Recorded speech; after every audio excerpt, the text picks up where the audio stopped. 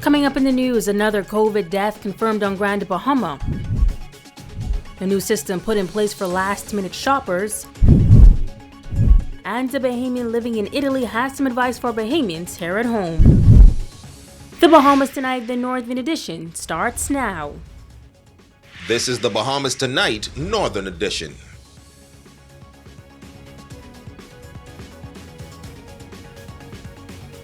This is the Bahamas Tonight, the Northern Edition. Good evening, all. I'm Megan Shepard. Thank you so much for tuning in. Topping news, the number of COVID-related deaths and cases continue to climb. This coming during the Ministry of Health's press conference held in the nation's capital just a short time ago. The Minister of Health admonishing residents throughout the country to take this deadly virus seriously as the country is now experiencing a surge. The Minister of Health, the Honorable Dr. Dwayne Sands, updating the country once again on the cases of COVID-19 in the Bahamas. He notes that, unfortunately, the number of confirmed cases and deaths continue to climb. As it stands, there are 7 COVID-19 related deaths, the latest being a female here on Grand Bahama. As of today, Wednesday, the 8th of April, there are a total of 40 confirmed cases of COVID-19 in the Bahamas. 33 in New Providence, 6 in Grand Bahama, and 1 in Bimini. Today, there are 4 confirmed cases, including 3 in New Providence and 1 in Grand Bahama, ranging in ages between 38 and 60. There are 2 females and 2 males. He notes that overall, most of the confirmed cases are doing well. However, some are very ill. He emphasized areas of concern here on the island. In Grand Bahama, areas south of West Sunset Highway near Hunters, the immediate areas east of East Mall Drive and Lucaya and Williamstown are of concern. These maps are to inform you of what we face. The deaths in the Bahamas underscore the seriousness of this pandemic. The minister noting that there are persons who are still not adhering to the social distancing order, which can create a problem for the wider public. We are concerned about community spread. With the shutdown and curfew, too many people were finding ways to circumvent the measures. This coronavirus is extremely infectious. There is no vaccine and no proven treatment for COVID-19. Our health team is constantly evaluating the scientific literature and the responses of other countries. But it is clear that physical distancing is one of the best weapons against this virus. Lockdowns work to force physical distancing. He added that 47% of the nation has high blood pressure, while 26% has diabetes, and that the Bahamas still ranks as one of the most obese nations in the Americas. Now he says that while the elderly is at high risk, so are persons with pre-existing conditions. 2 in 5 Bahamians have 3 or more non-communicable diseases. That means that if one of us contracts COVID-19 and he has hypertension, diabetes, and heart disease, that person could very likely die. It's important to understand that COVID-19 attacks the respiratory system. It heads for your throat and your lungs. This makes it difficult to get oxygen into your system. And if you are unable to receive sufficient oxygen, your body's ability to manage conditions such as asthma, heart disease, hypertension, or diabetes will decrease. He says that some 394 persons have been tested to date. A new shopping system on Grand Bahama lightening the burden of last-minute shoppers before the complete 5-day lockdown comes into effect. Our Shashina Rowe-Farquharson hit the streets today to see if the new initiative is effective. Just take a look. The long lines continue here at local grocery stores and pharmacies. But the shopping experience is much better today than it was yesterday, and that's thanks to a number system initiative put in place by the Ministry for Grand Bahama as well as Royal Bahamas Police Force. Yesterday was chaotic for many shoppers. Videos and pictures flooding social media showing the frustration of many residents who struggle to get their last-minute items before the complete shutdown goes into effect. But even with the naming schedule put in place by the government, the long lines continued. But on Wednesday, Minister for Grand Bahama, Kwesi Thompson, explained that this new number system made the stress of shopping a whole lot easier. We have organized loudspeakers and actually just some music to be on the outside of the 3 major food stores. And then we also produced a ticketing system so that as persons arrive, they can come and collect a ticket, and they can choose to wait in their cars, or they can choose, if they want to. Some have decided that they still want to stand on a line. And with a DJ booth set up, in sequence 120 to 140, please make your way up to the road here now so we can get you in the stores. The numbers were announced, and gospel music was also played to highlight the season. Some shoppers in line danced as they waited to get inside. And that's intentional. This is Holy Week. We should have our minds on things of Christ. We should have our minds on these spiritual things, particularly in the situation that we are facing in the country. Local pastor Eddie Victor believes that today was much more organized. Because I actually was here yesterday, and you know, we were in lines for hours, and it was chaotic and congested.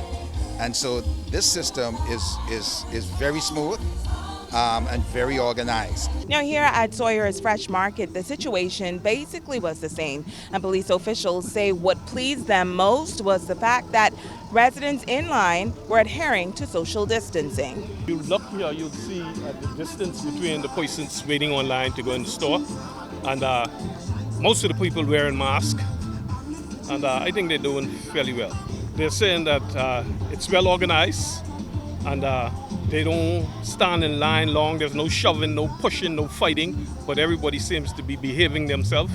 The people seems to be policing themselves. We're here, but we're not having any problem whatsoever.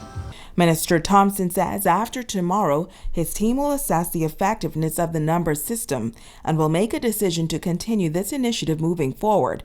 But these shoppers are hoping that it does continue. Today was much more organized, you'd say? Yes, ma'am. Like how they doing the numbers, they letting is a time that they could go in and come out. I feel like it's going really fast, like we've been here, and our numbers soon up. So that's good.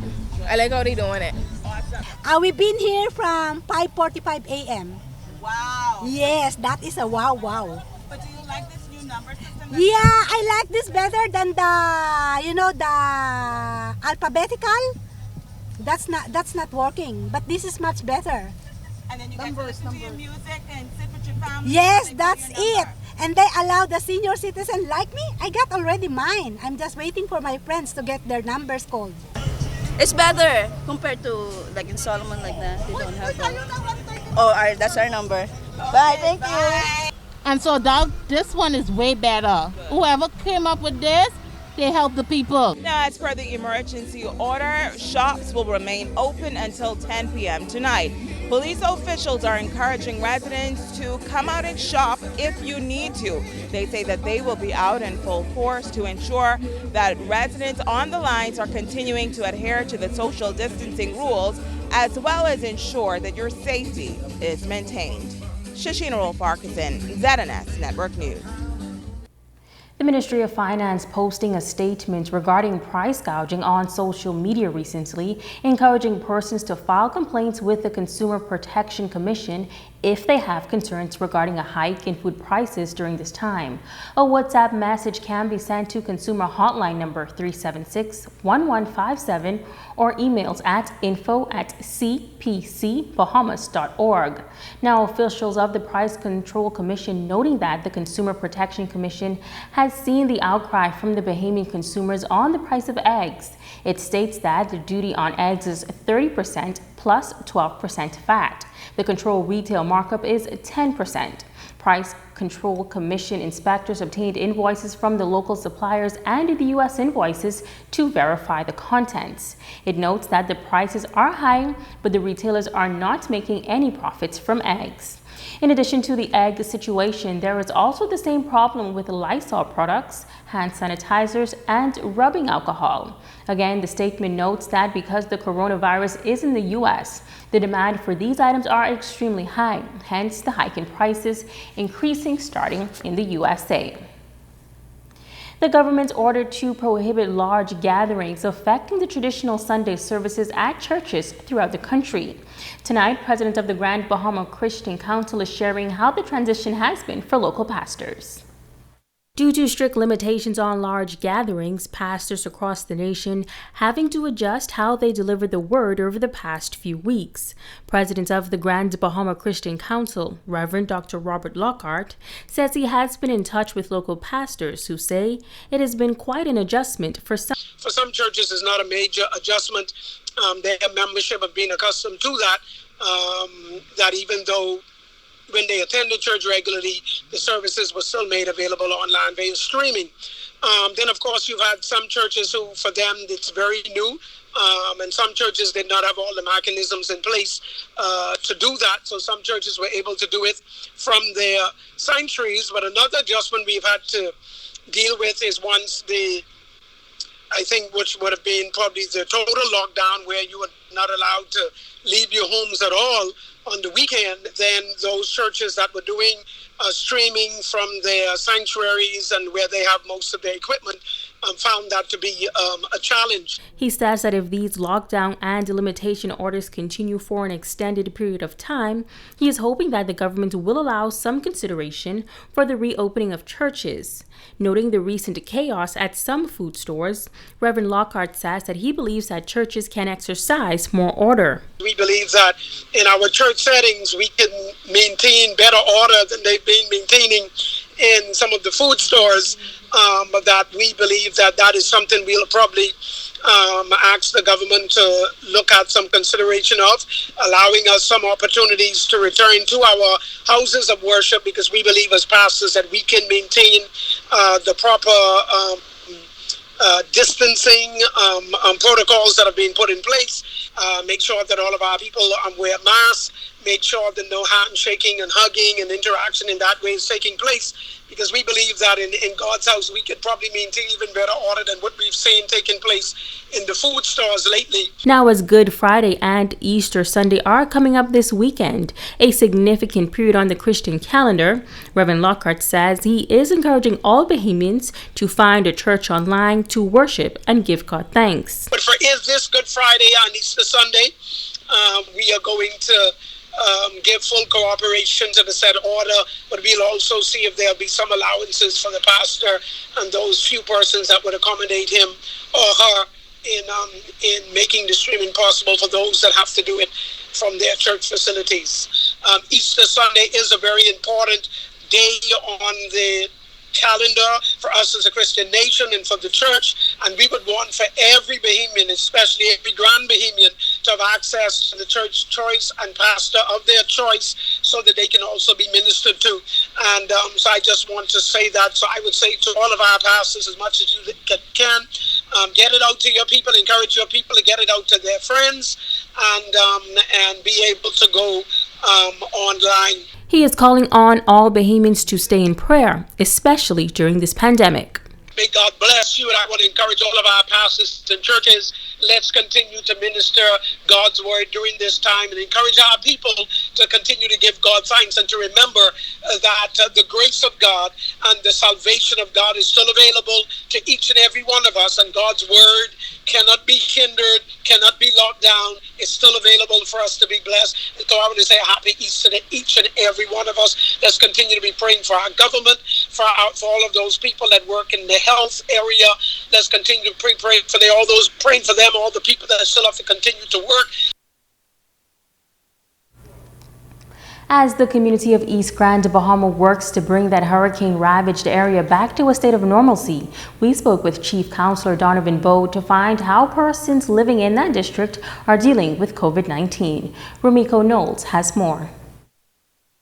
Chief Counselor for East Grand Bahama Donovan Bowe says there are quite a few challenges in the area since Hurricane Dorian, but persons living in East End are resilient.